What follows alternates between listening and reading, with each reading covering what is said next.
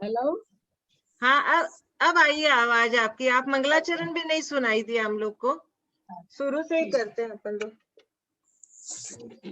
सरस्वती नमस्तुभ्यं वरदे कामरूपिणी विद्यारंभम करिष्यामि सिद्धिर्भवत्। पता आए हैं कि नहीं आए हैं? उनका 5 प्रकृति के उपसम समझ में आता है। 6 प्रकृति के, अतः मैं उत्तर दे देती हूँ। आए हैं तो ठीक है, नहीं आए हैं तो वीडियो सुनेंगे, उनका हो जाएगा। अभी एक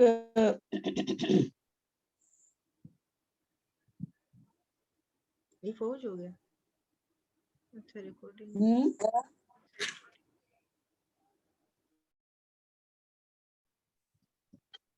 एक पंक्ति पढ़ रही हूँ, आप में से कौन समझाएगा इसको? ध्यान से सुनेंगे। वेदक सम्यक्त्व के योग्य काल में, वेदक सम्यक्त्व के योग्य काल में आहार की, उपशम काल में सम्यक्त और सम्यक मिथ्यात्व प्रकृति की उद्वेलना करता है। क्या मतलब हुआ इसका? कौन समझाएंगे? क्योंकि बहुत बढ़िया से समझाया जा चुका है।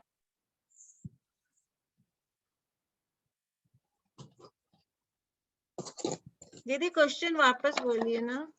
वेदक सम्यक्त योग्य काल में आहारक दुख की, उपशम काल में सम्यक्त और सम्यक्त मिथ्यात्व प्रकृति की उद्वेलना करता है।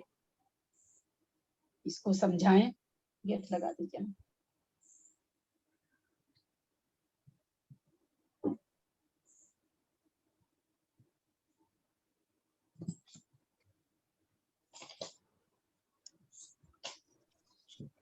जिन्होंने पूछा था वो आए हैं क्या ग्रुप में? दीदी आपने समझाया था कि उद्वेलना जब किसी प्रकृति का, जहाँ पे न तो उदय होता है और न ही बंद होता है, वहां पे उद्वेलना हो जाती है।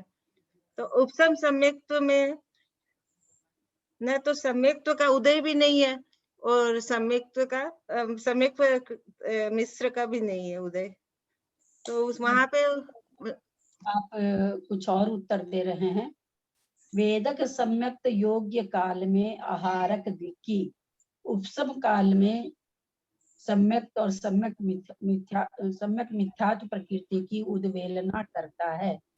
यहाँ ये नहीं पूछा जा रहा है उद्वेलना कौन करता है, कैसे होता है। यहाँ ये जो लिखा हुआ वेदक सम्यक्त के योग्य काल, फिर दूसरे में लिखा है उपसम काल में। ये काल हम समझना चाह रहे हैं।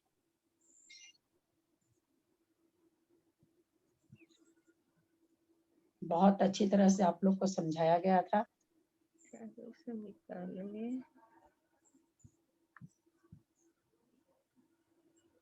नहीं याद है किसी को भी? सविता जी कासलीवाल। ये वेदक काल में मतलब कि जब द्वितीयोपशम सम्यक दृष्टि करता है तो वेदक काल के अंदर में एक सम्यक मतलब वो अंतानुबंधी का और उसका द्वितीयोपशम कहाँ से ले आए आप? द्वितीयोपशम कहाँ ले आए? द्वितीयोपशम तो श्रेणी के सम्मुख होने पर होता है। वेदक सम्यक यहाँ उद्वेलना हो रही है और आप कहाँ द्वितीयोपशम में चले गए? द्वितीयोपशम का तो कोई यहाँ पर है ही नहीं, कोई तात्पर्य नहीं है। जहाँ आप लोग को वेदक सम्यक योग्य काल आहारक दुख की, सम्यक मिथ्यात्व की, सम्यक प्रकृति की उद्वेलना हो रही है, वहाँ द्वितीयोपशम सम्यक कहाँ से ले आए? कहाँ होता है आहारक द्वीप की और सम्यक प्रकृति की, सम्यक मिथ्यात्व प्रकृति की उद्वेलना? कौन सा जीव करता है? कौन सा गुण स्थानवर्ती? मिथ्यात्व गुण स्थानवर्ती। तो द्वितीयोपशम कहाँ से आ गया मिथ्यात्व गुण स्थान में? थोड़ा सा समझ के उत्तर दीजिए। एकदम थोड़ा बैठता हुआ उत्तर देना चाहिए। कहाँ द्वितीयोपशम कहाँ आ गया? बाबा कितनी ऊंची चीज ले आए। दीदी पर वेदक सम्यक तो छायोपशमिक हुआ ना? हाँ, छायोपशमिक हुआ बिल्कुल। तो छायोपशमिक आप बोल रहे हो मिथ्यात्व में? क्यों नहीं? क्यों वेदक सम्यक तो छायोपशमिक क्यों कहते हैं?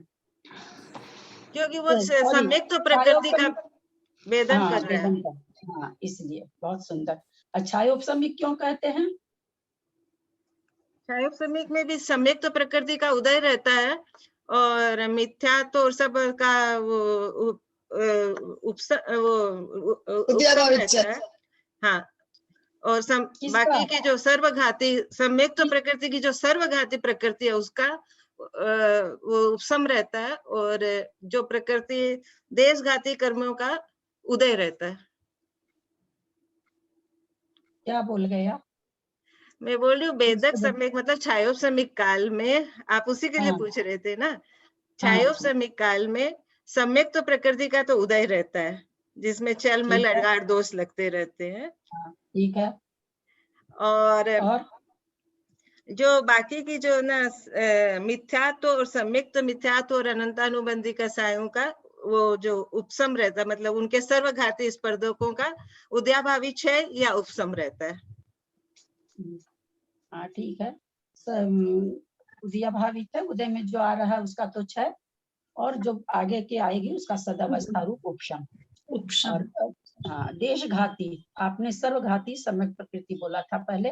देशघाती सम्यक प्रकृति के उदय रहने से जो तत्वार्थ प्रदान होता है उसे छायोपसमिक सम्यक दर्शन बोलते हैं। अब यहाँ पर हम प्रश्न को इसलिए आगे नहीं बढ़ा रहे हैं, आप लोग प्रश्न समझिए। हाँ, प्रश्न समझ में नहीं आ रहा है, क्या पूछ रहे प्रश्न थे? समझ में नहीं आ रहा है।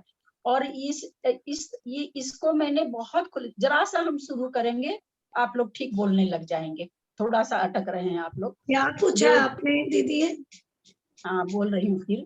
वेदक सम्यक्त के योग्य काल में आहारक द्विकी, उपशम काल में सम्यक्त और सम्यक्त मिथ्यात्व प्रकृति की उद्वेलना करता है। हम यहाँ ये पूछना चाह रहे हैं, वेदक सम्यक्त योग काल क्या हुआ, उपशम काल क्या हुआ? अच्छा अच्छा, इसका मतलब है वेदक सम्यक तो योग्य काल, मतलब अभी वेदक सम्यक तो हुआ नहीं है, उसका योग्य काल जो आएगा, तो मतलब वेदक सम्यक तो हुआ नहीं है, अरे वेदक सम्यक्त तो किसको कहते हैं? वो छायोपसमिक। नहीं, छायोपसमिक को तो कहते हैं, वेदक सम्यक्त किसको कहते हैं? जो सम्यक्त का वेदन करता है 6 प्रकृतियों का क्षय करने के बाद। सम्यक प्रकृति क्षय की जरूरी नहीं है कि क्षय ही करेगा। क्षयोपसम की भी, क्षयोपसम वाला ही वेदक सम्यक। तो जो हाँ। सम्यक प्रकृति का वेदन कर रहा है उसको आप ऐसे कैसे कह सकते हैं कि सम्यक तो नहीं हुआ है? वो वेदन कर रहा है, वेदक कहला रहा है, वेदक सम्यक दृष्टि कहला रहा है। आप उसको ऐसे कैसे कह सकते हैं कि उसको सम्यक तो नहीं हुआ? नहीं, कि आपने लिखा ना कि योग्य, अभी योग्य हुआ है, अभी हुआ नहीं है। हाँ, क्या मतलब? गुस्से में, अभी योग्य देखिए, है वो। हाँ, एक मतलब बात हम कह रहे हैं, कितनी सीधे से शब्द हम लोग नहीं समझ पा रहे हैं आचार्यों के, जबकि एकदम सीधा सा है। लेकिन कारण क्या कि हम लोग की इतनी हिंदी अच्छी नहीं है, इसलिए हम लोग नहीं, एकदम सीधा सा है। कितना वेदक सम्यक तो योग्य काल।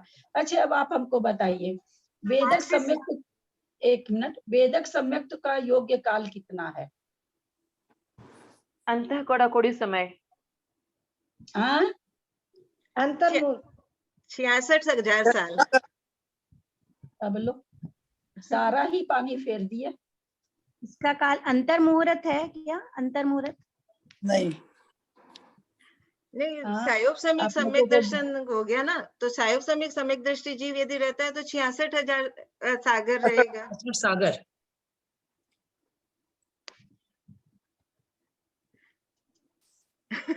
बहुत ज्यादा सब चीजें सीख के एक साथ मिक्स हो गए। वहाँ पल्ले के संख्यात्मक भाग बोले थे ना कि बार बार वो सम्यक ग्रहण कर सकता है, तो पल्ले के संख्यात्मक भाग होगा क्या? पुनः पुनः सम्यक धारण कर सकता है छोड़ के। कुछ तो 1% पर तो आप आई। वो तो अंतर काल हो गया ना। वेदक जोगे कहाले आहारम उपशम, आप लोग को बताए थे ना, उद्वेलना योग्य जो 13 प्रकृति, उसमें सबसे पहले कौन सी प्रकृति की उद्वेलना होती है? आहारक की। क्योंकि आहारक इसका काल छोटा होता है। आहारक दुख की होती है उद्वेलना। आहारक दुख की उद्वेलना किस गुण स्थान में आने से होने लग जाती है? गुण स्थान में आने से। हाँ, 8वें में होती है ना, छठे से 8वें नीचे वाले में, आरक मतलब दिक्की छठे 8वें में तो होती है ना। उसका वो आता है ना, उदय, उदय के बाद में दो उसके दो नीचे आचार्यों का बिल्कुल मंतव्य सुनाया था, कितना लंबा विवेचन हाँ, किया था हाँ, इस समय मैंने, हाँ, दोनों कितना आचार्यों लंबा विवेचन किया था, बता कितना समझाया था। नेमित हाँ, चंद्राचार्य आचार्य नेमिचंद जी मिथ्यात्व में आने पर आर्ग दिक्की उद्वेलना बताते हैं। वीर सेन जी आचार्य मतलब जी चौथे गुणस्थान में इसको बताते हैं। पहले हाँ। गुण स्थान में। नहीं, आचार्य नेमिचंद जी आचार्य ने हाँ तो ये मिथ्यात्व में आने चौथे पर बताया। गुणस्थान में बताते हैं। और हाँ, ये वीर सेन जी हम नेमित चंद्राचार्य आचार्य बताते हैं कि मिथ्यात्म में होगा, लेकिन ये तीर वो बताते हैं कि नेमित चंद्राचार्य असंयत बताते हैं गुण, कि चौथे गुणस्थान में भी हो सकता कोई आहारक द्वीप का बंद किया किसी मुनि महाराज ने, और वो मान लीजिए चौथे गुण स्थान में आ गया, तो आहारक द्वीप की उद्वेलना चालू हो जाएगी। मिथ्यात्व में तो होगी, मान लीजिए वो डायरेक्ट मिथ्यात्व में ही आ जाते हैं तो भी होगी, उद्वेलना तो चालू सबकी हो जाती है एक साथ, परंतु होती जिस तरह से पर्याप्ति तो चालू हो जाती है एक साथ, परंतु पूर्ण एक क्रम एक से। एक क्रम से होती है। उसी तरह उद्वेलना चालू तो हो गई, मिथ्यात्व गुण स्थान में आ गए तो उद्वेलना जिसकी होनी है मिथ्यात्व गुण स्थान में आने पर तो उसकी चालू हो जाती है। तो चारों गति की जो मिथ्या दृष्टि जीव है पहले इन दोनों की उद्वेलना करते हैं, उसके पश्चात सम्यक प्रकृति की, उसके बाद सम्यक मिथ्यात्व की। यहाँ जो आया कि वेदक सम्यक्त्व के योग्य काल में आहारक द्विकी कोई छठे गुण स्थान से मान लीजिए पहले में ही चले गए, चौथे में चले गए, पहले में चले गए, पहले में गए, लेकिन अभी उसका वेदक योग्य काल है। वेदक योग्य काल कितना था? पृथकत्व सागर प्रमाण 10 जीवों का। सागर से 9 सागर। जब मैं बोलूं तो कोई ना बोले, एक तो आवाज भी मुझे समझ में नहीं आती है, मुझे ही नहीं समझ में आती है जब मैं समझा रही हूँ, तो अब बीच में आप लोग ना बोले। मैंने बहुत समय दिया आप लोगों को, ऐसे बीच में नहीं बोलना चाहिए, मेरे भी दिमाग से चीज निकल जाती है कि हम क्या समझाना चाहते हैं। जब एक सिद्धांत समझा रहे हैं उसमें अगर आप लोग बीच में बोलेंगे तो वो सिद्धांत आधा कचरा हो जाएगा सबके लिए।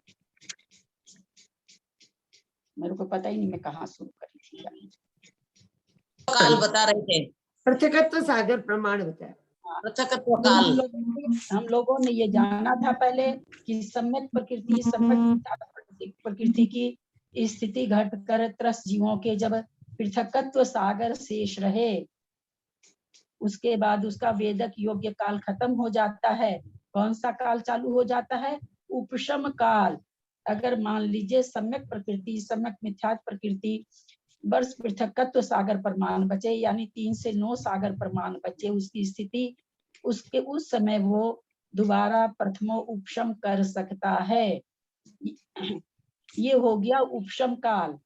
वेदक योग काल कौन सा हुआ? तो पृथकत्व सागर प्रमाण के पहले तक, जब तक 3 से 9 सागर की स्थिति नहीं बची है, से ज्यादा बची है, तब तक का काल वेदक सम्यक काल है। कभी भी वो सम्यक प्रकृति को उदय में ला करके सम्यक दृष्टि बन सकता है। लेकिन अगर वही काल पृथकत्व सागर प्रमाण ही बचे तो वो चाह करके भी सम्यक प्रकृति को उदय में नहीं ला सकता है। हाँ, प्रथमोपशम जरूर कर सकता है। तो ये 2 तरह का काल, एक तो वह अंतःकोड़ाकोड़ी की स्थिति बंधी, सम्यक प्रकृति अंतःकोड़ाकोड़ी सागर प्रमाण स्थिति बंधी। अंतःकोड़ाकोड़ी सागर को हम एक प्रकार से एक कोड़ाकोड़ी सागर मान लीजिए, समझने की तो बहुत बड़ा है। 2 चदरा 2 तकिया वो भी देना पड़ेगा ना, बिछाने का 2 ओढ़ने का पतला। क्या बोलना चाह रहे हैं? कोई कुछ बोल रहे हैं क्या? कोई कुछ बोलना चाह रहे हैं क्या?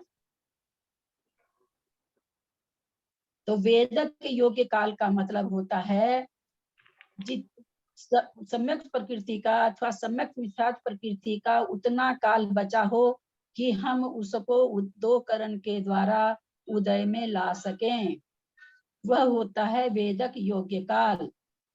वेदक योग्य काल खत्म हो जाने पर उसकी स्थिति जब पृथकत्व सागर प्रमाण 10 की और पल्ले के असंख्यात में भाग कम 1 सागर प्रमाण 1 इंद्रिय की बचती है, तब ये उपशम काल कहलाता है। फिर समझा रहे हैं बर्थ पृथकत्व सागर प्रमाण।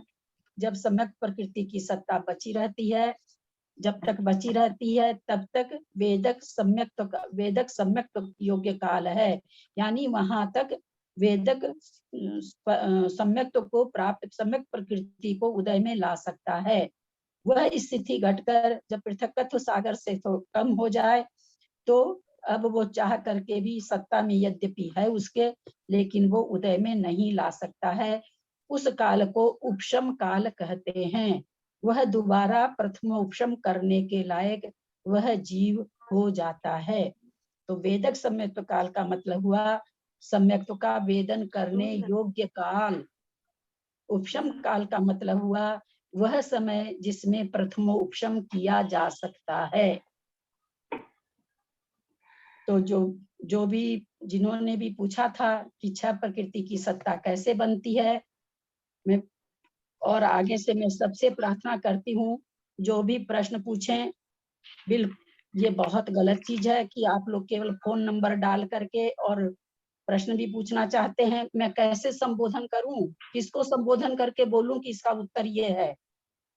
थोड़ा तो सोचिए आप लोग क्या चीज पढ़ रहे हैं, ऐसे कैसे बताऊं मैं? मुझे तो ये भी नहीं पता चल रहा कि वो आए हैं कि नहीं आए हैं जिन्होंने पूछा है। फर्क कैसे नहीं पड़ता? कोई खास आदमी पूछा तो जब तक उसको हम किसी को भी, आप कोई प्रश्न हमसे करते हैं, मैं आपका नाम लेके जब तक उत्तर नहीं दूंगी मुझे संतुष्टि नहीं मिलेगी। मैं उत्तर कैसे नहीं दे? जब पूछ रखी क्या पता चले, कोई नाम थोड़ी जान देता है। तो बहुत से लोग इसमें खाली फोन नंबर से जुड़ रखे हैं और फिर फोन नंबर से प्रश्न भी कर लेते हैं, फोन नंबर से बहुत सारा मैसेज भी भेज देते हैं। फिर मैं उनको लिख के पूछती भाई आप हैं कौन, कहाँ से हैं? तो मैं सबसे रिक्वेस्ट करती हूँ, मैं नहीं जानती हूँ लोग नाम क्यों छिपाना चाहते हैं मेरे, मैं इस चीज को नहीं जान रही हूँ। मैं इस प्रश्न का उत्तर नहीं मेरे समझ में आ रहा है। तो आप जिन्होंने भेजा है वो ध्यान से सुने। सम्यक प्रकृति की सात प्रकृति की सत्ता कर लिया, मिथ्यात्व में आ गया, मिथ्यात्व में आकर के आहारक द्वीप को छोड़ दीजिए। आहारक द्वीप तो मुनि महाराज की चीज हो गई। अब वो उसमें आने के बाद जैसे ही मिथ्यात्व गुण स्थान में आ जाता है वैसे ही उद्वेलना चालू हो जाती है। अध प्रवृत्तकरण होता है पहले एक मुहूर्त तक, उसके बाद उद्वेलना चालू हो जाती है। तो पहले सम्यक प्रकृति की उद्वेलना होती है। किसी ने सम्यक प्रकृति की उद्वेलना कर दी और उपशम योग्य काल था तो वो छह प्रकृति का उपशम करके प्रथमो उपशम प्राप्त करता है। इस तरह से छह प्रकृति से भी प्रथमो उपशम होता है। अनादि मिथ्या दृष्टि पांच प्रकृति से, सादी मिथ्या दृष्टि छह प्रकृति से, सात प्रकृति से, अथवा उद्वेलना कर लेता है, पूरी खत्म कर लेता है। मतलब उद्वेलना तो किया ही, उद्वेलना पूरी हो जाए, वो प्रकृति ही एकदम उसका सत्व बिल्कुल खत्म हो जाए, वापस वो अनादिवद मिथ्या दृष्टि बन गया पांच प्रकृति वाला। तो सादी मिथ्या दृष्टि भी पांच प्रकृति वाला हो जाता है। इस तरह से पांच प्रकृति की सत्ता से छह प्रकृति की दर्शन मोहनी की और चार अनंतानुबंधी या तीन दर्शन मोहनी, सात प्रकृति की सत्ता से प्रथमोपशम हो सकता है। छह प्रकृति की सत्ता से भी प्रथमोपशम हो सकता है अगर उपशम काल आ गया तो। उपशम काल मतलब प्रथमो उपशम प्राप्त करने योग्य काल। तो इस तरह से छह प्रकृति की सत्ता से भी प्रथमोपशम होता है। जिन्होंने पूछा था अगर आए हैं तो उनको समझ में आ गया होगा। दीदी इसका मतलब ये हुआ क्या कि सम्यक्त्व की तो उद्वेलना हो जाएगी और फिर बाकी की सम्यक्त्व मिथ्यात्व बचेगी, तो उसके कारण से उसको वापस सम्यक्त्व हो जाएगा, छह प्रकृति हो जाएगी क्या? छह प्रकृति कैसे हुई? सम्यक्त्व की उद्वेलना से हो गई ना? उद्वेलना चल रहा था सबकी, पहले सब क्रम क्या है उद्वेलना होने का? अगर आहारक दिख है तो पहले आहारक दिखी होती है, फिर उसके बाद सम्यक प्रकृति होती है। सम्यक प्रकृति की उद्वेलना हो गई। अभी मिश्र प्रकृति थोड़ी पड़ी है, कुछ भी पड़ी है, 2 बरस की, 10 बरस की, 5 बरस की, कुछ भी पड़ी है मान लीजिए, तो वो प्रथमोपशम करने लायक हो गया। तो अब वो जो प्रथमोपशम कर रहा है तो अब कितनी प्रकृति को दबा रहा है? 6 प्रकृति को, 4 अनंतानुबंधी, एक मिथ्यात और एक सम्यक मिथ्यात, इच्छा प्रकृति को दबा करके वो प्रथमोपशम कर रहा है। हाँ, मतलब इसका एक आंसर और भी हम लोग को इस वाले से मिल गया कि सम्यक तो मिथ्यात्व प्रकृति रहते हुए कैसे वापस वो मतलब सम्यक तो प्राप्त करता है, वेदक सम्यक तो होता है जैसे, है ना? ये तो अब तुम लोग पढ़े थे उस समय, आप लोग को याद नहीं होगा। 5 प्रकृति, 6 प्रकृति, 7 प्रकृति के उपशम से प्रथम उपशम होता है। ये अपने इसमें आया भी था, इसमें भी आया था, मतलब कर्णानियों की बुक में हाँ, भी कि आया 5 था। से 6 से 7 से तीनों से होता है। हाँ, तीनों से होता है। और अगर पूरी उद्वेलना कर लिया तो वापस 5 हो गया। अब आप लोग को कोई प्रश्न पूछना है तो पूछिए, और नहीं तो तीसरा भाग समझाना है तो वैसे बोलिए। मुझे एक प्रश्न ये पूछना था आपसे कि जैसे सातों प्रकृति का क्षय समग्र दर्शन हो जाता है, सातों प्रकृति का क्षय कर देता है, उसके बाद में जिस समय वो ये छपक श्रेणी चढ़ता है और एक उपसम श्रेणी चढ़ता है, तो मैंने ये लिखा हुआ है कि अगर वो 21 प्रकृति का भी क्षय कर देता है तो अभी वो उपसम श्रेणी, द्वितीय उपसम चढ़ सकता है। तो मैं ये पूछना चाह रही थी कि छपक श्रेणी में और उपसम श्रेणी में फर्क क्या रहा? तो आप तो गलत लिख रखे हैं, इसलिए आपको समझ में नहीं आया। 7 प्रकृति का क्षय करने के बाद में हाँ क्षयिक सम्यक दृष्टि हो गया। हाँ अब हाँ आगे उसके परिणाम ऐसे नहीं बन पा रहे हैं कि चारित्र मोहनी की जो 21 प्रकृति है उसको वो क्षय कर सके। जो छपक श्रेणी चढ़ेगा वो 21 प्रकृति का क्षय करते हुए चढ़ेगा, और जो उपशम श्रेणी चढ़ेगा वो इन 21 प्रकृतियों को उपशम करके चढ़ेगा। यही मैं समझ रही थी, पर मैंने लिखा हुआ शायद मेरा गलती लिखा गया, तो मैं यही समझती रही कि कैसे उसमें क्या फर्क रहा। ठीक है भाभी जी, जय जय। जय जिनेंद्र दीदी, मेरा दोस्त जो प्रश्न है, प्रत्येक गुण हानि के प्रथमादि समयों का द्रव्य किस प्रकार निकलता है, ये प्रश्न समझ नहीं आया, इसको कृपया समझाने। इसे कर्णन योग से है क्या? हाँ, कर्णन भाग 2। हाँ, कौन सा प्रश्न है? 267 गुण हानि के प्रथमादि समयों का द्रव्य किस प्रकार निकलता है?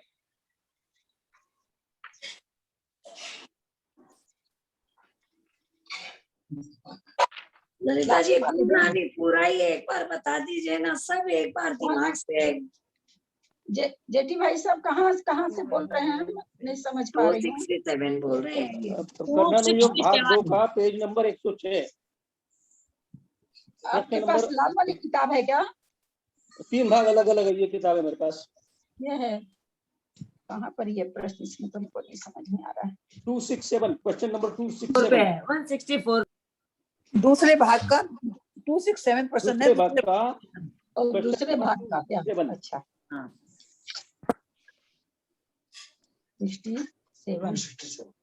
प्रत्येक गुण हानि के प्रथम आदि समयों का द्रव्य किस प्रकार निकलता है?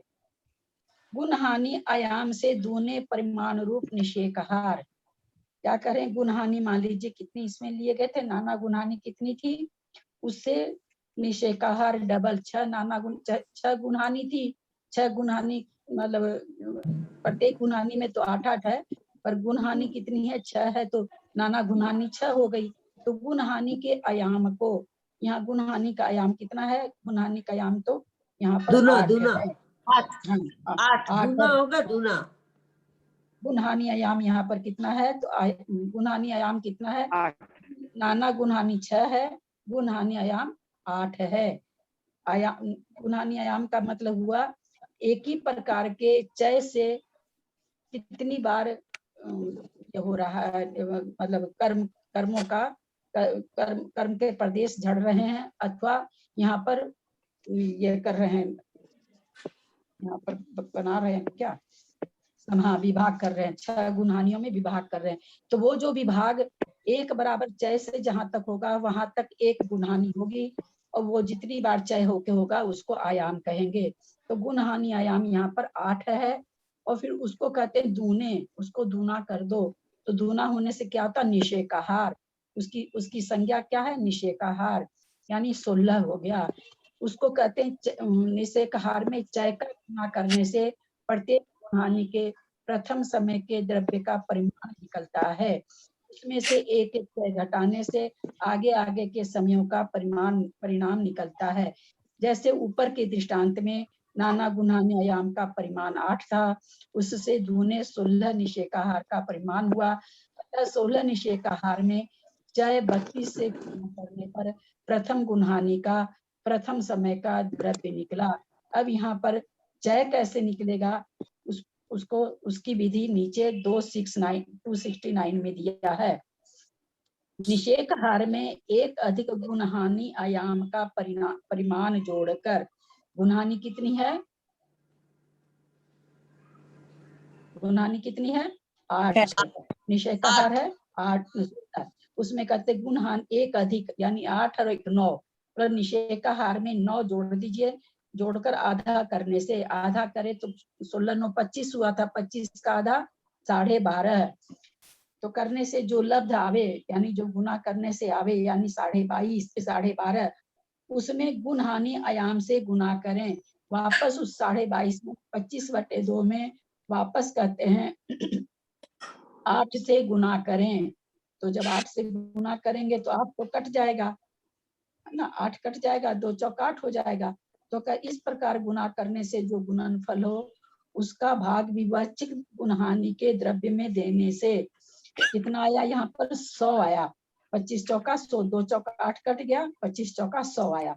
तो अब कहते हैं कि उस गुणनफल को गुणहानि के द्रव्य में, गुणहानि का द्रव्य कितना है? 6300 देने से विवक्षित गुणहानि के चय का परिमाण निकलता है। जैसे विषय का हार में 16, एक अधिक गुणहानि आयाम 9 को जोड़ने से 25 हुए, उसका आधा 12.5, गुणहानि आयाम 8 से गुना करने पर 100। इसका अपनी अपनी विवक्षित गुणहानि द्रव्य में प्रथमादि गुणहानि, तो विवक्षित गुणहानि का द्रव्य कितना है वो पहले ऊपर निकालने बता दिए थे, 3200, 1600, 800, 400, 200, 100 है। अब उसमें जब इससे भाग देंगे, इसको 100 से जब भाग देंगे, 100 क्या आया अपना, जो 100 चय निकालने के लिए जो यहाँ पर गुना करने पर 100 जो आया, उसमें 3200 से 3200 में भाग देंगे, 32 आया। कि प्रथम जो गुणहानि 8 गुणहानि है, गुणहानि आयाम है, वो 32 चय कम होते हुए उसमें निषेक आएंगे या समय प्रबद्ध बटेगा। फिर दूसरा वाला में 1600 है तो उसमें 100 से फिर भाग देंगे तो 16 आएगा। तो इसके जो सारे निषेक आएंगे वो 16 16 16 16 कम होते हुए मिलेंगे। फिर 800 वाले में 8 8 कम होते हुए मिलेंगे, 400 वाले में 4 4 कम होते हुए। इस तरह से जो समय प्रबद्ध 6300 द्रव्य बंधा एक समय में, वो 6300 द्रव्य कैसे बंटवारा होता है, किस तरह से होता है, वो इसमें बताया गया।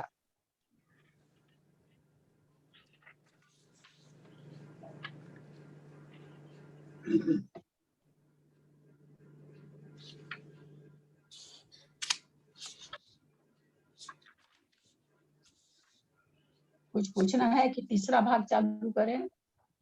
सिलेबस में है क्या ललिता जी? ललिता जी एक बार ये गुणहानि शुरू से ही पूरा बताइए ना, सब दिमाग से निकल गया, लिखा हुआ है। जब 1000 बार सुनिए मंजू जी, 1000 बार भी बताएंगे तो नहीं याद होगा। वीडियो सुनेंगे, लिखेंगे बार बार उस चीज को पेंसिल से नहीं होगा, कोई फायदा नहीं है। मेरा गला दर्द कराने से कोई मतलब नहीं निकलता मंजू जी। बिल्कुल ऑडियो सुनिए, ऑडियो से सुन सुन के लिख लिख के उस काम को करिए। चाहे जैसे ये पेज में दिया है, कागज पेंसिल लीजिए और जैसे जैसे आचार्य कह रहे हैं वैसे वैसे करिए एकदम। और जब तक आप लोग नहीं करेंगे, मैं हजारों बार समझाऊंगी तो, क्योंकि मैं खुद भी भूलती हूँ, ये थोड़ी कि मैं भी समझ कि मैं भी भूलती हूँ, लेकिन तब है कि पढ़ती हूँ तो समझ में आ जाता है, क्योंकि समझाने से तो समझ में लिखा हुआ, सब लिखा हुआ है टोटल। हाँ, तो फिर उसको करिए, तभी तो कह रहे हैं कि उसको फिर आप एक एक अक्षर को पढ़ के प्रैक्टिकल करिए, तब जाके वो समझ में आएगा। बोलने से और सुनने से नहीं आएगा, जब तक प्रैक्टिकल उसका नहीं करेंगे तब तक नहीं समझ में आएगा, फिर भूल जाएंगे। कितना भी भले अभी समझाएंगे फिर भूल जाएंगे, क्योंकि छोटा सा एक सिद्धांत नहीं, इसमें कई चीज है। चाहे समझो, नाना गुणहानि समझो, गुणहानि समझो, गुणहानि आयाम समझो, है ना, और सारे गुणहानियों का द्रव्य समझो, इसमें बहुत सारी चीज है। वो सारी जैसे ही बताएंगे, एक बताएंगे एक भूलेंगे, एक बताएंगे एक भूलेंगे। इसका जब तक आप प्रैक्टिकल खुद कॉपी पर नहीं करेंगे तब तक ये काम आपको आएगा ही नहीं समझ में। ये पूरा वाली बहुत अच्छे से समझ में आया था ये तो। अब एक बार का लग रहा है कि एक एक सेंटेंस में आप सिर्फ ये बता दीजिए कि ये चाहिए हुआ तो मतलब यहाँ से हुआ। कहाँ से बताना बोलिए? मैं या तो अपना बताऊं, मैं कौन सा प्रश्न है ये? ये 6300 हाँ। अगर अपन ने कर्म परमाणु माने समय प्रबद्ध कौन सा क्वेश्चन है? ये तो पूरा ही गुण आने का है ना। 261 से है क्या? 261 से ही है ना गुणानी पूरा। एक मिनट, ये जो पंचमा अधिकार है ना, पंचमा अधिकार 261 क्वेश्चन। तो खाली 105 पेज 261 पर। तो नहीं होता है। पंचमा अधिकार का 261, दूसरे भाग का पंचम अधिकार का 261। ठीक है, लेते हैं इसको। चलिए, जिसमें गुणकार रूप हीन द्रव्य पाए जाए उन्हें गुणहानि कहते हैं। यानी जिसमें कम गुणहानि रूप से हीन द्रव्य पाए जाते हैं उसे गुणहानि कहते हैं। फिर क्या कहते हैं? अब आधा काल पूर्ण होने पर समय प्रबद्ध का द्रव्य आगामी समयों में गुणित रूप से हीन होता होता हुआ गिरता है। जैसे हम 3200 है पहले समय में, दूसरे समय में 1600 है, तीसरे समय में 800 है। तो क्या है, ये सब गुणित होता हुआ है। ऐसा नहीं है कि 800 में 400 जोड़ दिए 1200 खिल रहा है, 400 में 100 जोड़ दिए 500, ऐसा नहीं है। 3200, 1600, 800, 400, 200, 100। तो कहते हैं गुणहानि किसे कहते हैं? सबसे पहले आचार्य ने बताया कि जिसमें गुणित रूप से गुणित रूप से हीन द्रव्य पाए जाते हैं उन्हें गुणहानि कहते हैं। अब आधा काल पूर्ण होने पर समय प्रबद्ध का द्रव्य आगामी समयों में गुणित रूप से हीन होता हुआ खिरता है। ठीक है, यह हानि रूप क्रम ही गुणहानि है। पहले समय में 3200, पहली गुणहानि 3200 की है, दूसरी गुणहानि 1600 की है। इस तरह से गुणित होते हुए हीन रूप से, कम रूप से। सबसे पहले ज्यादा द्रव्य खिलता है ना, हम लोग इसी को समझ चुके हैं। को पुच्छाकार में द्रव्य खिलता है, सबसे पहले बहुत द्रव्य खिलता है। फिर यहाँ पर आचार्य कहते हैं कि गुणित रूप से हीन होकर के द्रव्य खिलता है। जैसे किसी जीव ने एक समय में 6300 परमाणुओं के समूह को समय प्रबद्ध का बंद किया और उसमें वो 6300 परमाणु बांधा। योग किसे कसाई किस तरह की थी? उस कसाई में उस 6300 परमाणु में 48 समय की स्थिति पड़ी। उसमें उनमें गुणहानियों के समूह में नाना गुणहानि 1600 हुई, 6 हुई। 6 कहाँ से निकलता है? अभी जब जेठी भाई साहब का जवाब दे रही थी मैं, जहां तक एक तरह से क्षय होते हुए हानि होती, एक रूप से क्षय होते हुए हानि होती, जहां तक वहां तक प्रथम गुणहानि कहलाती है। तो ऐसा देखा गया कि 48 समय की स्थिति वाले में 6 गुणहानि पड़ी। प्रथम गुणहानि में 3200, दूसरी गुणहानि में 1600, तृतीय में 800। इनका खुला हुआ है।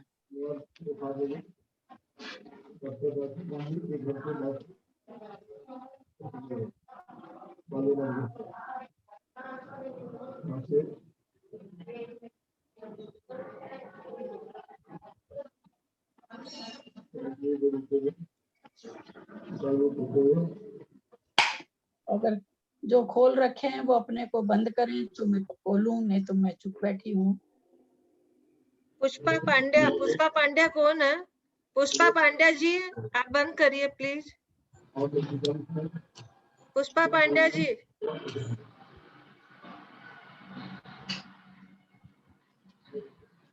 उसमें गुणहानियों के समूह रूप नाना गुणहानि 6 हुई। उनमें अभी तक उन्होंने बंद नहीं किया। कोई सरिता जैन का भी खुला है?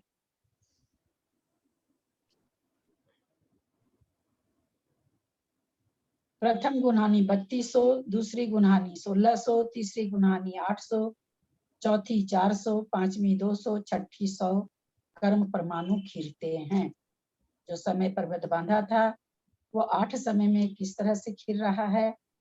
जो गुणहानि 6 हुई, उस 6 गुणहानि में 3200, 1600, क्योंकि ऊपर ही आचार्य ने बता दिया कि गुणित रूप से हानि होते हुए। अब कहते गुणहानि आयाम किसे कहते हैं? एक गुणहानि के समयों को विस्तार को गुणहानि आयाम कहते हैं। जैसे 3200 जो द्रव्य है वो कितने बार में खिरेगा, कितने चय होते हुए, समान चय होते हुए जहां तक द्रव्य खिरता है उसको एक गुणहानि कहते हैं। जैसे ऊपर के दृष्टांत में समय पर्वत की स्थिति 48 समय थी, उसमें 6 गुण हानियां थी, अतः 48 में 6 का भाग देने से एक गुणहानि का आयाम विस्तार 8 समय हुआ, यही गुणहानि आयाम कहलाता है। नाना गुणहानि किसे कहते हैं?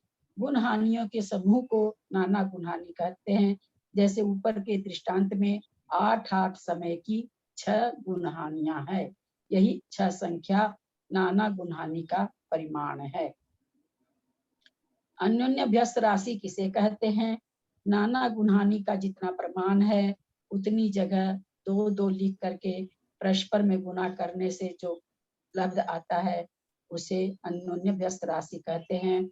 जैसे नाना गुणहानि कितनी है? 6 है, तो 6 जगह 2 मांड कर परस्पर में गुणा करेंगे तो 64 आएगा, तो अन्योन्य व्यस्त राशि 64 हुई। अंतिम गुणहानि का द्रव्य निकालने की विधि क्या है? अंतिम गुणहानि यानी जो 100 आ रहा है वो अंतिम गुणहानि 100 है, 3200, 1600, 800, 400, 200, 100। अंतिम गुणहानि कौन सी है? 100 वाली है। तो कहते एक कम अन्योन्य व्यस्त राशि का अन्योन्य व्यस्त राशि कितनी है? 64 है। उसमें कहते हैं एक कम करिए, एक कम करके समय प्रवध जितना है, कितना है समय प्रवध?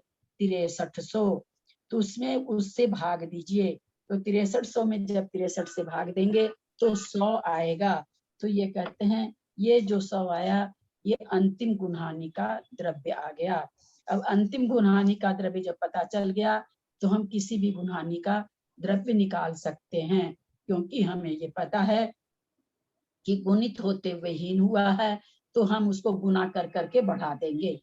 ये हीन हुआ, सबसे हीन वाला द्रव्य आया है, अब इसको हम 2 से गुना करेंगे 200, फिर 200 को 2 से गुना करेंगे 400, 400 को फिर 2 से गुना करेंगे 800, 800 को फिर 2 से गुना करेंगे 1600, फिर उसको 2 से गुना करेंगे 3200। हमको मालूम है कि 6 नाना गुणहानि कितनी है?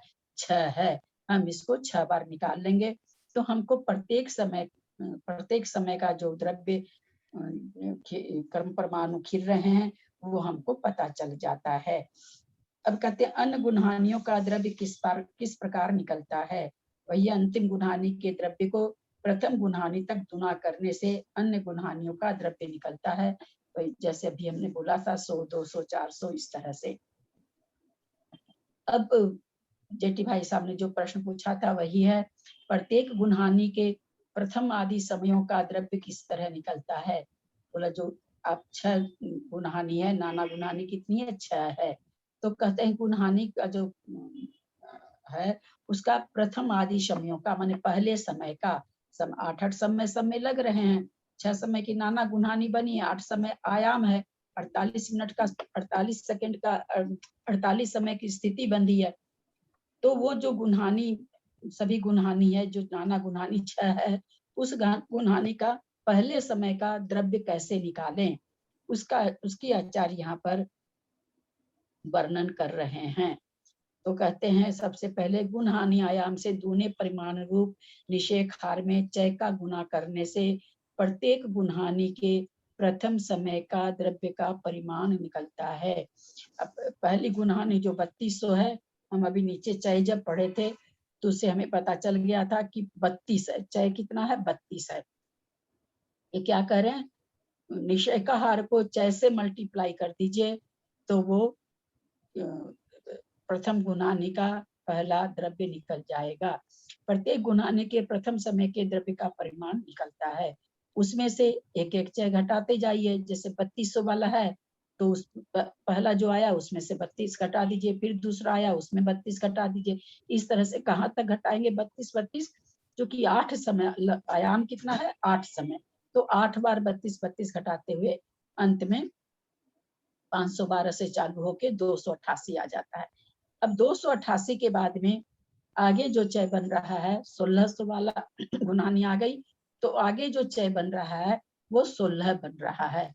अब 288 में 16 कम करेंगे, इसीलिए ये कहा जाता है कि जब तक चय एक जैसा रहे अभी चय सब में कितना था 32 32 32 32। तो जहां तक चय एक जैसा रहे वहां तक एक गुणहानि। जैसे ही चय कम हो जाए तब दूसरी गुणहानि, वो दूसरी गुणहानि 16 16 16 16 जहां तक कम हो रही है वहां तक 8 समय तक वो दूसरी गुणहानि।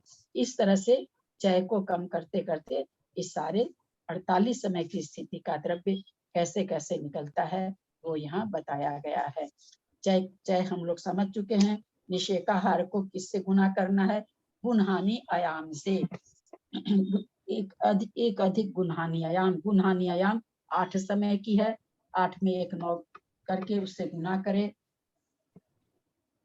करके और जोड़कर आधा करने से तो निषेकाहार 16 है, 9 उसमें जुड़ा 25 हुआ, 25/2 हो गया। क्या चीज निषेक गुना करें। उसके बाद कहते हैं इस गुणनफल गुना करने से जो गुणनफल हो उसका भाग विवक्षित गुणहानि के द्रव्य में देने से विवक्षित गुणहानि के चय का प्रमाण निकलता है। इस 25/2 को आपको जिसका भी चय निकालना हो, पहली गुणहानि का, दूसरी गुणहानि का, तीसरी गुणहानि का, चौथी का, पांचवी का, छठी का, जिसका भी निकालना हो उसके द्रव्य में भाग दे दीजिए। जैसे मान लीजिए हमको छठी गुणहानि का चय निकालना है। छठी गुणहानि का द्रव्य हमारे पास कितना है? 100 है। तो क्या कह रहे हैं ये विवक्षित गुणहानि के चय का जो गुणनफल हो उसका भाग विवक्षित गुणहानि के द्रव्य में देने से। तो जब हम 25/2 को 100 में भाग देंगे, 100 का 100 गुणनफल को उसका भाग विवक्षित गुणहानि के द्रव्य में, द्रव्य कितना है? 100 है, उसमें हम 25/2 से भाग देंगे तो हमारे पास कितना आ जाएगा उसका परिमाण?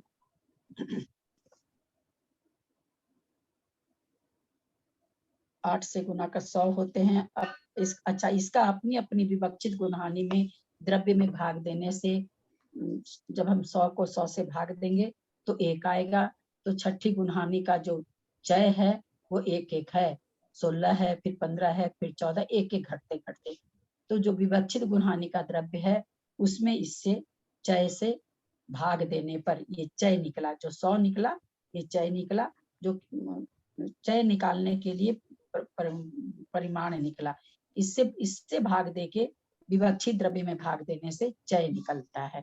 तो वो एक एक चय अलग अलग निकल जाता है। 3200 में भाग देंगे तो 32 चय आएगा, 1600 में भाग देंगे तो 16 चय आएगा, 800 में 100 से भाग देंगे तो 8 चय आएगा। इस तरह से नाना गुणहानि का अलग अलग एक एक गुणहानि का अलग अलग चय हमको मिल जाता है।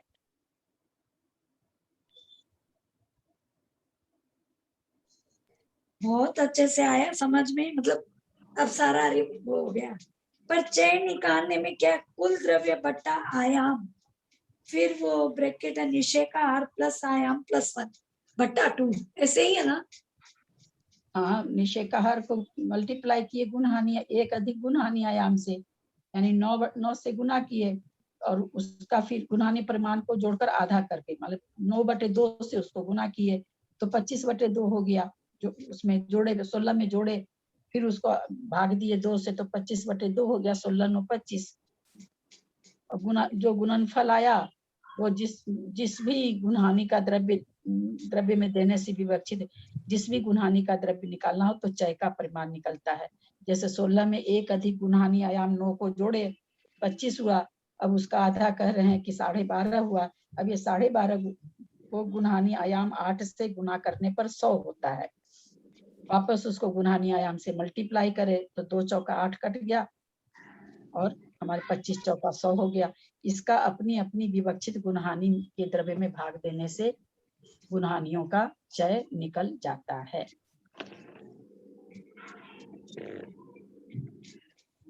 ललिता जी जय, ये थोड़ा सा अप्रशस्त उपशम थोड़ा सा समझा दीजिए, थोड़ा क्लियर नहीं हो रहा है। अप्रशस्त उपशम, हाँ, अप्रशस्त और ये ना अयोग केवली की जो सत्विच्युति 85 प्रकृतियों की है ना, तो किसी में तो 73 12 बताते हैं और किसी में 72 13 बताते हैं, तो क्या सही है? दोनों सही है, कोई भी आचार्य को हम गलत थोड़ी कह सकते हैं, हमारे में क्षमता थोड़ी आचार्यों को गलत कहने का। नहीं, पर हम आंसर क्या लिखे, मतलब वो है ना। अरे आप लोग इसके लिए क्यों चिंता करते हैं? ऐसे प्रश्न मैं एक प्रश्नावली देने के बाद आप लोग को इतना भी क्षय ऑप्शन नहीं बना कि इस तरह का प्रश्न नहीं आएगा जिसमें दो विवक्षा है। बहुत सारे प्रश्न छूट जाते हैं दो विवक्षा के कारण, और अगर पूछेंगे भी तो कुछ ऐसा इंडिकेशन रहेगा कि आप समझ जाएंगे कि हाँ क्या देना है उत्तर।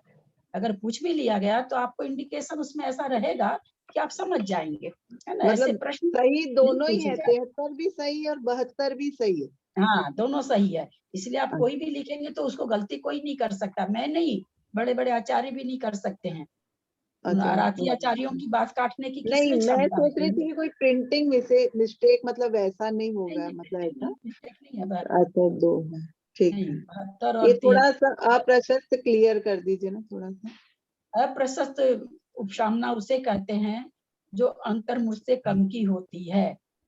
जिस समय प्रथम उपशम करता है जीव, उस समय अनंतानुबंधी की अप्रशस्त उपसामना होती है, क्योंकि वो अंतर्मूर्त के पहले उदय में आ सकती है, इसलिए वहां जो उसकी उपसामना हो रही है वो अप्रशस्त उपसामना है।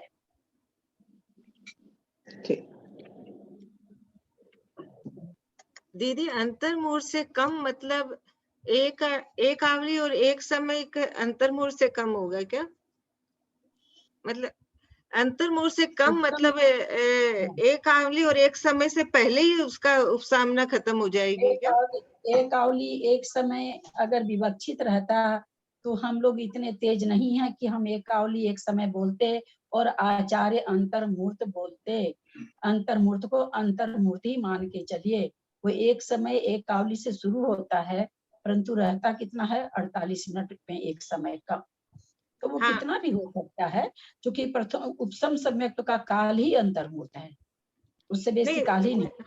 हाँ, मैं ये पूछ रही हूँ कि जो अप्रशस्त ना उपसामना होगी वो अंतर्मुहूर्त से आएगा ही नहीं, उससे पहले ही हो जाएगी, मतलब एक समय एक आवली तक भी नहीं रहेगी क्या?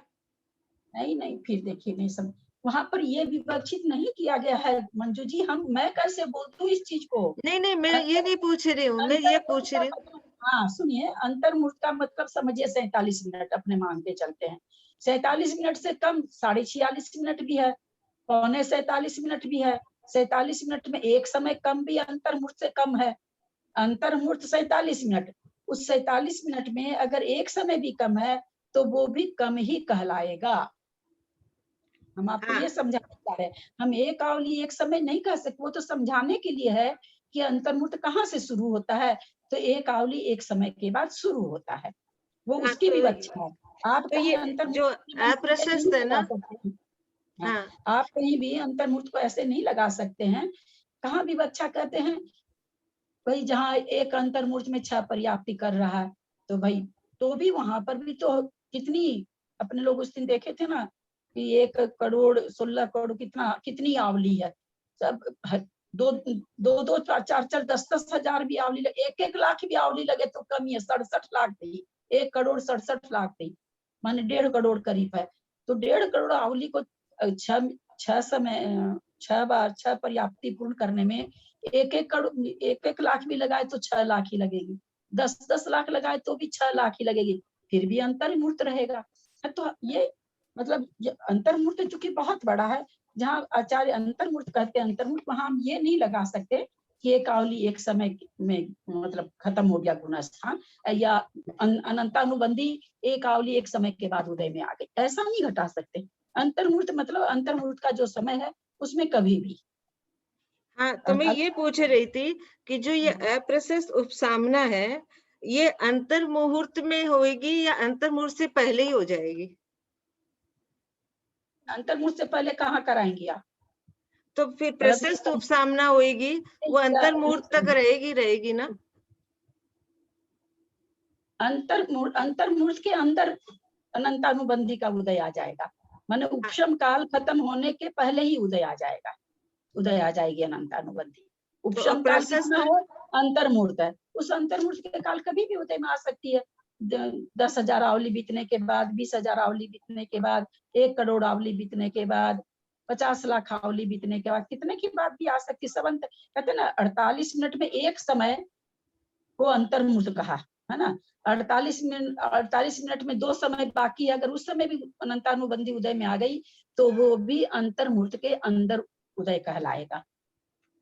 हाँ, तो अभी आपने जो लिखाया है, जो अंतर मुहूर्त से कम की होती है, कम हाँ। की होती है, मतलब हाँ। अंतर मुहूर्त तो एक समय एक आवली से शुरू होकर 47 मिनट तक हुआ, तो अंतर मुहूर्त से 48 कम क्या मिनट में, होगा? हाँ, 48 मिनट में 2 समय कम भी अंतर्मुहूर्त में कम हुआ। 48 मिनट में एक समय अंतर्मुहूर्त की उत्कृष्ट अंतर्मुहूर्त, उस अच्छा, उत्कृष्ट हाँ हाँ, अंतर्मुहूर्त में अगर एक समय भी कम हुआ तो कम कहलाएगा। ठीक है। और फिर जब आपके ये आप हमको 100 रुपया दिए गिन करके, 10 कम है तो 100 से कम है, 99 है तो भी 100 से कम है, 98 है तो भी 100 से कम है। 99 को हम 100 थोड़ी कह सकते हैं, ऐसा थोड़ी कि 90 को तो 100 नहीं कह सकते हैं, 99 को हम 100 कह देंगे, ऐसा नहीं कह सकते ना। तो हाँ, ये कम हाँ, तो कम। समझ गए हाँ। दीदी, समझ। और ये जो प्रशस्त है, ये प्रशस्त जो है उसमें क्या है कि अंतर्मुहूर्त 48 मिनट तक रहेगा, इसका मतलब हुआ क्या? हाँ, ये अगर मान लीजिए जाती भी है तो अंतर्मुहूर्त के बाद जाएगी। तो प्रशस्त तो कौन सी हुई प्रकृति? जो अंतर्मुहूर्त तक जो प्रकृति उपशम रह सकती है, उपशम रहना तो अच्छी चीज है ना। जो प्रकृति उपशम ज्यादा समय तक रह सकती है उसका प्रशस्त, वहां पर दर्शन मोहनीय का प्रशस्त उपशम है वहां पर, और अनंता चारित्र मोहनी का वहां पर अप्रशस्त उपशम है। क्योंकि दर्शन मोहनी की जो उदय में आ रही है वो अनंतानुबंधी के कारण आ रही है, न कि दर्शन मोहनी अपने आप में आ रही है। तो वहां पर जो दर्शन मोहनी का उपशम हो रहा है, चाहे 1 का, चाहे 2 का, चाहे 3 का, वो प्रशस्त उपशम है, और जो अनंतानुबंधी का उपशम हो रहा है वो अप्रशस्त उपशम है।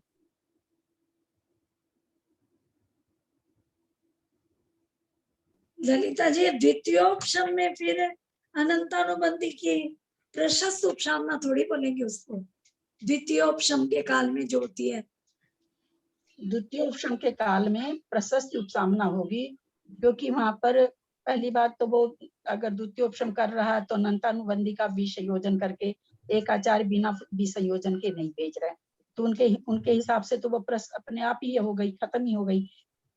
कोई आचार्य अनंतानुबंधी के साथ भी भेज रहे हैं, कितना भी वो जाएगा पूरा अंतर्मुहूर्त, फिर आएगा तब पूरा अंतर्मुहूर्त, तो वहां पर तो अनंतानुबंधी की प्रशस्त उपसामना हो रही है, क्योंकि वहां पर अंतर्मुहूर्त से ज्यादा लग रहा है।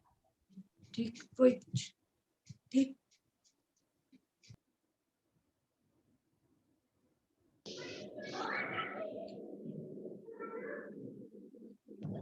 ये 2 लघु अंतर्मुहूर्त को कैसे समझते हैं, मतलब 2 लघु अंतर्मुहूर्त मतलब? 2 लघु अंतर्मुहूर्त का मतलब हुआ दोनों मिलकर के भी अंतर्मुहूर्त। 6 लघु अंतर्मुहूर्त, 20 लघु अंतर्मुहूर्त, 5 लघु अंतर्मुहूर्त, जो इसका कहने का मतलब होता है उतने लघु अंतर्मुहूर्त मिलके भी एक ही अंतर्मुहूर्त।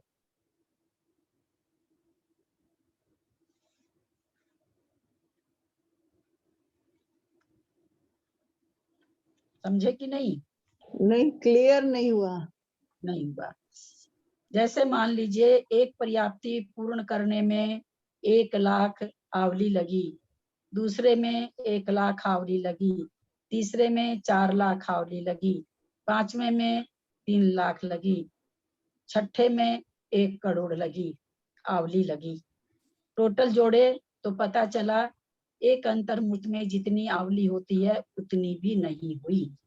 तो लेकिन कहा क्या जाता है, प्रत्येक पर्याप्ति में अंतर्मुहूर्त काल लगता है, क्योंकि अंतर्मुहूर्त शुरू कहाँ से है, एक आवली एक समय के बाद जो भी समय है वो अंतर्मुहूर्त कहलाता है।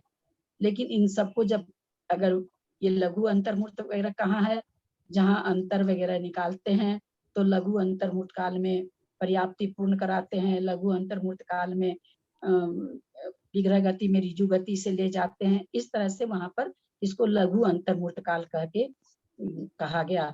लघु अंतर्मुहूर्त काल है तो अंतर्मूर्ति छोटा, लघु माने छोटा अंतर्मुहूर्त, कहीं 2 आवली का, 10 आवली का, 100 आवली का, 500 आवली का, बहुत सारी आवली है अंतर्मुहूर्त में, वो हुआ जिसको। तो बहुत सारे लघु अंतर्मुहूर्त, मान लीजिए जैसे अभी हमने उदाहरण से कहा कि 6 पर्याप्ति पूर्ण करने में टोटल मिला करके करीब 60 लाख लग रही आवली, तो ये भी पूरा अंतर्मुहूर्त हुआ ना, क्योंकि एक अंतर्मुहूर्त में, एक मुहूर्त में आवली है वो तो 1,68,00,000 जो भी है 67 लाख, लेकिन अंतर्मुहूर्त तो उससे एक समय कम को अंतर्मुहूर्त कहते हैं। तो इतनी आवली होती है। अब इतनी आवली हुई, 6 पर्याप्ति पूर्ण करने में कितनी आवली लगी? 60 लाख आवली लगी। तो 6 पर्याप्ति पूर्ण करने में भी एक अंतर्मुहूर्त लगा, और एक एक पर्याप्ति पूर्ण करने में कितना समय लग रहा है? कोई में 1 लाख आवली लग रही है, कोई में 2 लाख आवली लग रही। तो 1 लाख आवली भी तो अंतर्मुहूर्त है, क्योंकि आवली कहाँ से, अंतर्मुहूर्त कहाँ से शुरू है? एक आवली एक समय से शुरू हो जाता है, तो वो भी अंतर्मुहूर्त में आ गई। तो इसको कहेगा छोटा अंतर्मुहूर्त। जो लघु अंतर्मुहूर्त, छोटे छोटे अंतर्मुहूर्त, सब में 6 पर्याप्ति में पूरे अंतर्मुहूर्त काल नहीं लगे, छोटा छोटा अंतर्मुहूर्त लगा, 6 को मिला के भी एक अंतर्मुहूर्त हुआ। तो ललिता जी इसको ऐसे भी समझ सकते हैं ना कि हर पर्याप्ति में अंतर्मुहूर्त और हर एक पर्याप्ति में भी अंतर्मुहूर्त, मतलब अभी जो आपने बताया उसका ये लाइन क्लियर ऐसे ही करेंगे ना। हर पर्याप्ति में, हाँ, प्रत्येक पर्याप्ति में अंतर्मुहूर्त काल लगता है और 6 पर्याप्ति में भी अंतर्मुहूर्त लगता है। हाँ, ठीक है। और इससे पहले जो आपने अप्रशस्त उपसामना के बारे में बताया, तो वो अप्रशस्त उपसामना अनंतानुबंधी की ही होती है ना? भाभी वो यहाँ कोई मैसेज आ गया तो मैं सुनी नहीं भाभी, पूरे फिर से बोलिए। ठीक है, आप 1 मिनट में होल्ड किया, आप मैसेज देख लीजिए एक बार। अप्रशस्त उपसामना अनंतानुबंधी की ही होती है। हाँ। और प्रशस्त उपसामना जो अंतर्मुहूर्त तक करते हैं, जो छायोपशमिक सम्यक दृष्टि, जो प्रथमोपशम जो करना चाहते हैं, वो ये है क्या इसका मतलब? हाँ, छायोपशमिक नहीं, प्रथमोपशम सम्यक दर्शन जब होता है तो वहां पर जो दर्शन मोहनी की उपसामना हो रही है वो प्रशस्त उपसामना है, और अनंतानुबंध की जो उपसामना हो रही है वो अप्रशस्त उपसामना है। अच्छा, जो प्रथमोपशम हो रही है वो प्रशस्त उपसामना हुई। कभी भी उपशम सम्यक दर्शन से मिथ्यात्व में जीव अंतर्मुहूर्त काल उपसामना का बिता के ही आता है। तो अंतर्मुहूर्त तक दर्शन मोहनी की रह गई उपसाम, इसलिए दर्शन मोहनी की अप्रशस्त उपसामना नहीं कहलाती है, क्योंकि वो अपना समय पूरा करके ही आती है। अगर अनंतानुबंधी उदय में नहीं आए तो उपशम सम्यक का काल कितना है? अंतर्मुहूर्त है। अंतर्मुहूर्त के बाद में मिथ्यात्व उदय में आ गया, वो मिथ्यात्व को प्राप्त हो गया, लेकिन अंतर्मुहूर्त के बाद प्राप्त हुआ, तो अंतर्मुहूर्त तक उपसामना रही दर्शन मोहनी की। तो दर्शन मोहनी की उपसामना अंतर्मुहूर्त काल तक होती है, प्रशस्त उपसामना होती है, और उसी समय जो अनुबंधी की उपसामना है, भले वो आए या ना आए उदय में, उसकी लेकिन उपसामना कौन सी कहलाती है? अप्रशस्त उपसामना कहलाती है। रीता भाभी, इतना पढ़ने से क्लियर नहीं होगा, एक बार आप ये समझाएंगे क्या निरंतर और ध्रुव, इनमें थोड़ा डिफरेंस, थोड़ा सा हमारे पक्का नहीं हो रहा है। निरंतर बंदी और ध्रुव बंदी, थोड़ा डिफरेंस कुछ क्या बनेगा? आप कोई टिप्स? निरंतर बंदी और ध्रुव बंदी, ध्रुव बंदी प्रकृतियां अभव्य को ही होती है। निरंतर बंदी प्रकृतियां वो कहलाती है जो, जैसे मान लीजिए कोई भव्य है, उसको अभी तक जब तक सम्यक दर्शन प्राप्त नहीं किया तब तक निरंतर बंध रही है, लेकिन उसकी ध्रुव बंदी नहीं है। वो कभी भी सम्यक दर्शन प्राप्त कर लेगा तो वो अध्रुव हो जाएगी, लेकिन अभव्य की वही प्रकृति, वही मिथ्यात्व प्रकृति ध्रुव बंधी है। ये अंतर है। ठीक, हाँ ठीक है। ललिता जी, शांतर निरंतर आएगी ना? अब मैं जो बता दी, अब मेरे पास कोई प्रश्नावली तो है नहीं कि मैं रोज आप लोग को बता दूं। बहुत बार बता दी, आप लोग ऑडियो खोलिए और सुनिए। बिल्कुल बहुत नहीं, आप वापिस वो बताइएगा, कल बताइएगा, एक बार वो 5 मिनट लीजिएगा। प्रश्नावली से संबंधित आप लोग को कुछ पूछना है, समझना तो अलग बात है। प्रश्नावली में क्या क्या है ये मैं 2-3 दिन से लगा 4 दिन से बता दी हूँ। अब इसके लिए और मेरे में बोलने की ताकत नहीं है, ना तो मुझे याद है कि मैंने क्या बनाया है, बना दिया भेज दिया, मेरे पास अब कुछ भी नहीं है उसका। वापस मोबाइल खोलूं देखूं तब होगा, तो मेरे लिए संभव नहीं है। और मैंने पहले बता दिया, आप लोग ऑडियो वीडियो खोल करके पूरा सुन सकते हैं।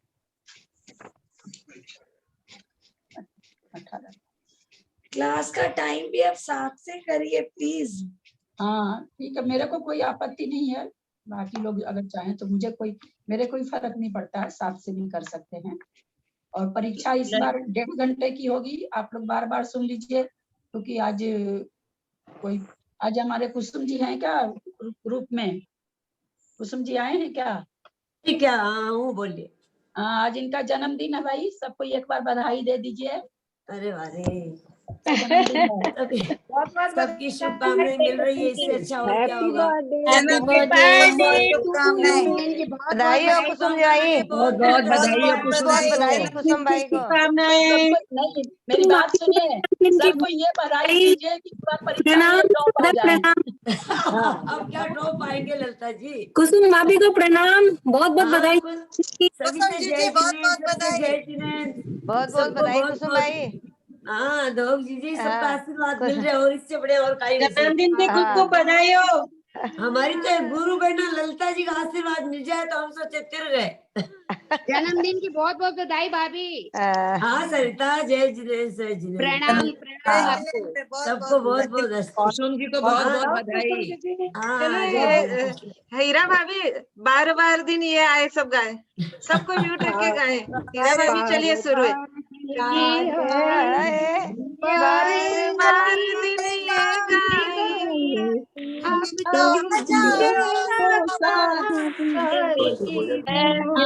गाए, happy birthday to you, happy birthday, happy birthday Kusum ji, happy birthday to you. कितने साल के हो गए? 67 में इन कर दिया भैया, 66 खत्म कर दिए। सुनिए अभी ये चैप्टर इतना ही टाइम है हमारे पास, ललिता जी को सुनिए, हो गया बर्थडे बहुत। अपने को तो मौका मिलना चाहिए, फिर 2 मिनट की जगह 10 मिनट खत्म कर देते हैं अपन। 66 हो गए और 66 और जिएंगे आप। हम अरे लोग बाप रे, दुबई नहीं क्या? नहीं, जितना बरस जिए समर्थ वाले धर्म ध्यान पूर्वक, शरीर की स्वस्थता पूर्वक जिए। लंबी आयु विशुद्ध परिणामों से ही मिलती है। वो ठीक बात है, वो सही बात। उसके साथ अनुभाग भी तो चाहिए। परीक्षा 1.5 घंटे की होगी, 7 से 8:30। भरने वाले प्रश्न रहेंगे नहीं, आपको अपना रिजल्ट उसी समय पता चल जाएगा। आप लोग को परेशानी कम हो, आप लोग अच्छे से दे सके, उसके लिए और हनी की परेशानी मिटाने के लिए मैंने सारी परेशानी खुद मोल ले ली। धन्यवाद आपको, आपको ही धन्यवाद देते हैं। हर बात में टिप्स सब आप ही जाके पड़ता है। कोई बात नहीं। नहीं, आपको जो परेशानियां हो रही है उसके लिए हम क्षमा मांगते हैं आपसे। कितने 100 क्वेश्चन आएंगे क्या दीदी? क्षमा मांग करके ना तो जिनवानी का अनादर करिए, ना मेरे नहीं मतलब आप का अनादर करिए। नहीं, सबका अनादर हो रहा। मेरा परिश्रम हम इसलिए थोड़ी कर रहे हैं कि कोई मेरे से क्षमा मांगे। क्षमा मांगने की कौन सी बात हुई भाई इसमें? क्षमा मांगने की कोई बात नहीं है। क्षमा शब्द जहाँ पर होना चाहिए वही होना चाहिए। हाँ क्या बोल रहे हैं? नहीं, 75 प्रश्न रहेंगे। कितने क्वेश्चंस रहेंगे अंदाज?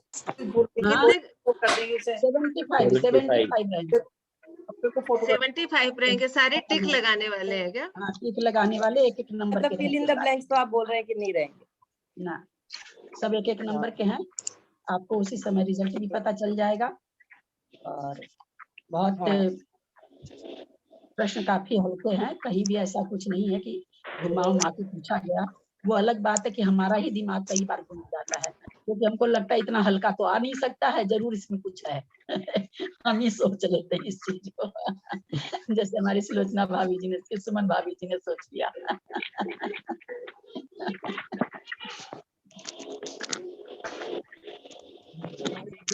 हो जाएगा ये शानदार क्वेश्चन है ना, 232 नंबर क्वेश्चन। निरंतर बनने वाली प्रकृतियों में उसमें क्या कहाँ पर? उपघात आ गया? 232 हाँ 232। 8 बज गए, लास्ट क्वेश्चन है। जिनवाणी स्तुति का टाइम हो गया। अगुरु लघु उपघात। हाँ जिनवाणी स्तुति का भी टाइम। बोलिए। हाँ, इसमें अगुरु लघु के बाद में उपघात आया है ना? हाँ, और उसके बाद में 234 प्रश्न में परघात युगल भी आया है तीसरी लाइन में। प्रशस्त व्यायो गति परघात युगल। परघात उपघात। तो ये कुछ समझ में नहीं आया कि इसमें परघात युगल फिर कैसे आया? शांतर निरंतर, वो शांतर और निरंतर का हम लोग समझ चुके ना। जब तक दोनों प्रकृति बनती तब तक शांतर निरंतर रहती है।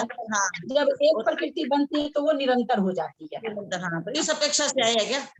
इस अपेक्षा से परघात युगल। हाँ। जिनवाणी स्तुति करें। हाँ दीदी करिए, मैं करूँ? हाँ करिए ना। जी ने। यदर्थे मात्रा पदवाक्यहीनम् मया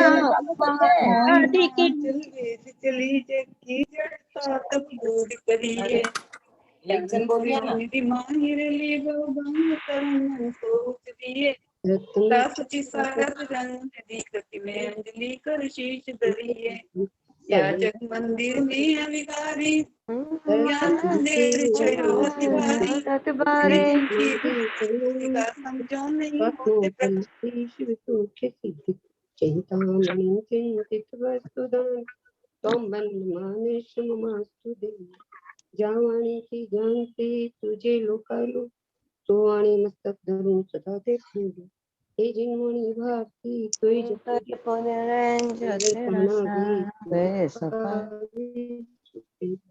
देव जो